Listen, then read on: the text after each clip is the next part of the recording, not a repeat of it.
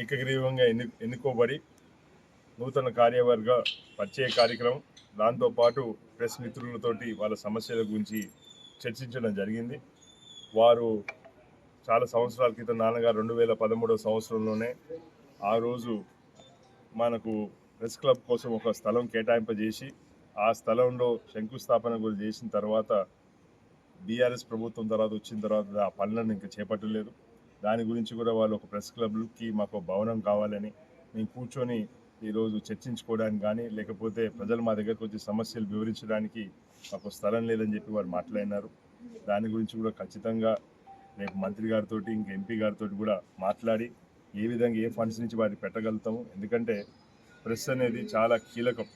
మన మన సమాజంలో ఉన్న ఏదైతే ఇబ్బందులు ఉన్నాయో, ఎవరైతే అనేక రకాల సమస్యలను పైకి తీసుకురావడంలో ప్రెస్ చాలా కీలకం. అదేవిధంగా ఏ నాయకుడు తప్పు చేసినా, ఏ అధికారి తప్పు చేసినా ప్రశ్నించేది ప్రెస్.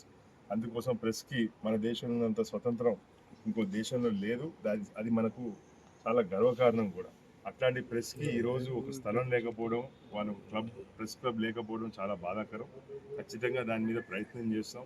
టెంపరీగా కూడా ఆ భవనం నిర్మాణం లోపు కూడా ఈరోజు ఎక్కడైనా వాళ్ళకు ఒక స్పేస్, వాళ్ళకు ఒక అద్దెకు ఉండడానికి కూడా ఒక షట్టర్ కానీ ఇంకోటి కానీ ఏర్పాటు చేయడానికి కూడా నా వంతుగా పూర్తి సహకారం అందిస్తాను.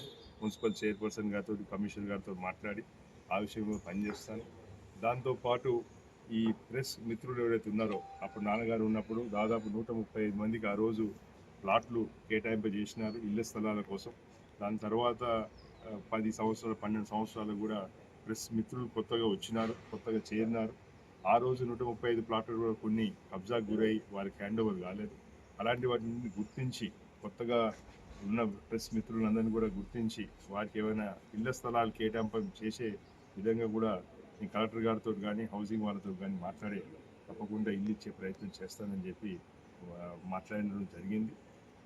రేపు జిల్లాలో మంత్రి గారు పర్యటన చేసినప్పుడు వారికి కూడా వీరికి ప్రత్యేకమైన ఇంటర్వ్యూ సమయం కేటాయింపజేసి వీరి సమస్యలు వారికి నేరుగా చెప్పుకునే విధంగా కూడా చెప్తాను. వారికి కూడా అదే చెప్తున్నాను.